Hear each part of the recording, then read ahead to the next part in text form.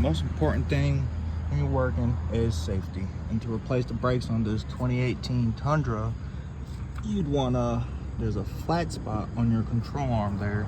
If you're doing this at home, set your jack up right where it'll be flat. You got the back wheels chalked, and up she goes.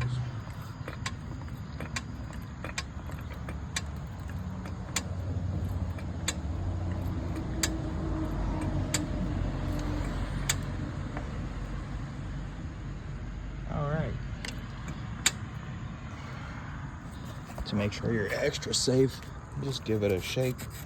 It's going nowhere. Then what you have to do is take your wheel off. Make sure you got gloves, safety, 22mm. I use an impact, but you can use a breaker bar. Got the wheel off, secured. And then what I like to do is you start the truck, or at least turn the key, and you want to turn it to the right slowly.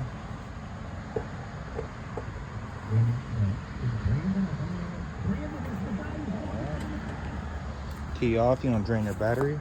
This way you have easier access to your caliper.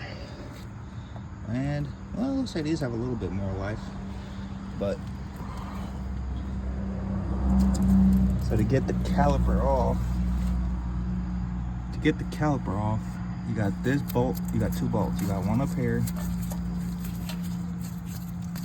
clean it up, and then you got one down here. All right. And what I'll be using is a short 19mm. I will use an impact, but if you don't have the access to one, you can use a breaker bar.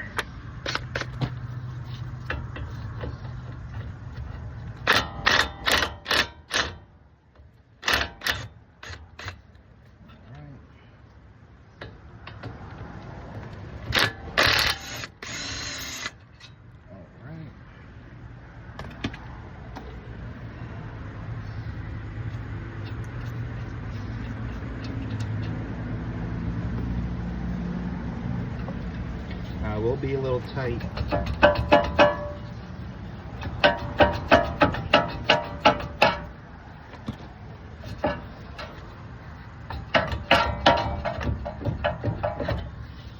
Okay.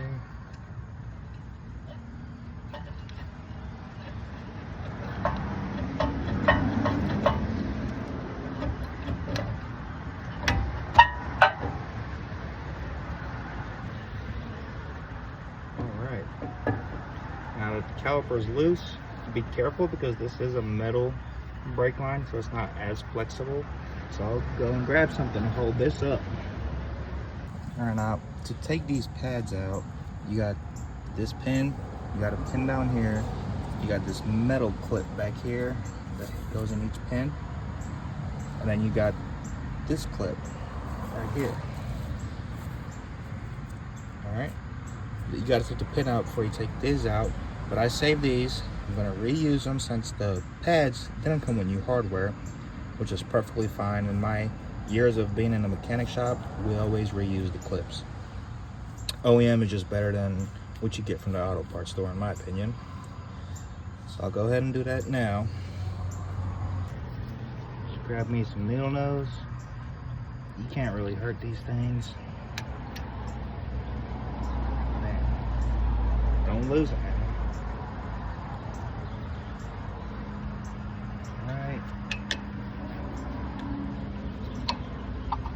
First pin.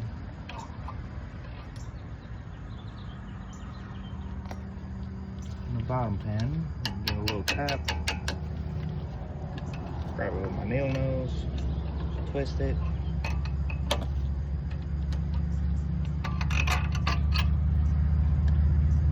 Alright, and this pretty much came out by itself because of how it was held pressured with the pin and a spring. So you just take this little guy out, bam, and now you're at the pads. And since I'm replacing the rotors, what I do is,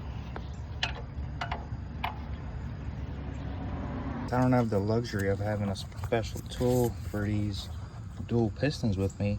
I get these pliers and you just grab the pad and somewhere on a caliper and slowly squeeze, push the piston in. You can go in dead center or you can go side by side evenly.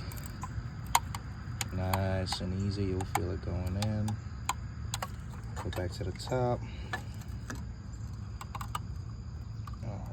Alright, it's a little hard to record without all the fancy professional YouTuber stuff, but I can't afford that. I also can't afford the shop to doing it, so this is why I'm doing it. Alright. One last for good measure. Bam. And you can just pull out your pad with ease. And as you see, mine was hitting the little indicator, so I knew it was time. It was screaming going down the road, and these pads are cooked. And since I don't have anyone helping me or a coat hanger right now, I'm using a bungee to hold this up so it's less stress on this metal brake line. And it is stuck on there, which is all right. To get that, we just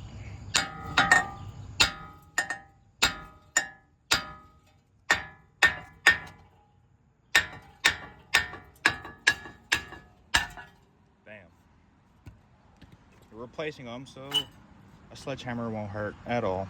And after I take it all off, I like to, mine had a bunch of mud built up here, clean it all up a bit. Same with the rotor. I already sprayed it down, but these new rotors come with some kind of sticky stuff to prevent rust on the shelves in the auto parts store. And you just spray that all up with brake clean and you're ready to install. This is something I do. I put the rotor in nice and snug with a wrench and I'll tighten it up with the lug nut, so now it's in exactly where it's supposed to be. It's easier to install a caliper this way. All right, now you get your old rotor out, you match it up with the new one, and you make sure that it match, which these are. The old one was long overdue. And then what you do is, all you do is slide it in.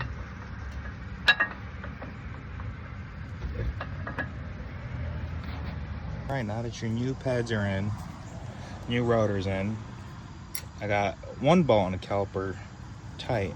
I'll tighten the other one, but here you just repeat the process you did to take them out. Shove the pins in. But this one, you gotta wait. Don't forget your clip.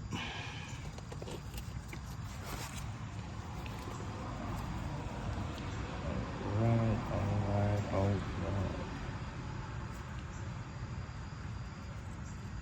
Like so.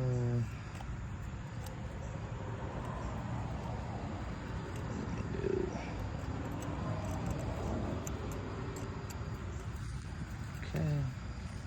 All right, your new pads are in, your clips are back, your pins are back, everything's back.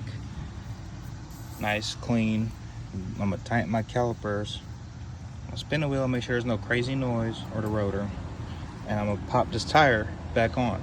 I'll go do the other side. But remember, when you finish doing your brake job, before you even start the truck, pump the brakes 3 to 4 times, make sure the pedal gets back to stiff and normal, and take it for a nice long test drive so the heat can burn off all this gunk that's on here from the manufacturer. So you don't, if there is a screeching noise at the start, it should go away after it's all burned off. All right, and thank you for watching. A subscription or a like would be extremely helpful. With this day's economy, if I get 20 cents from YouTube, that's 20 cents in a gas tank. Thank you. Alrighty, the old are out and the new are in. And that's that. Now it just needs a nice test drive, and then it'll need some tires at some point.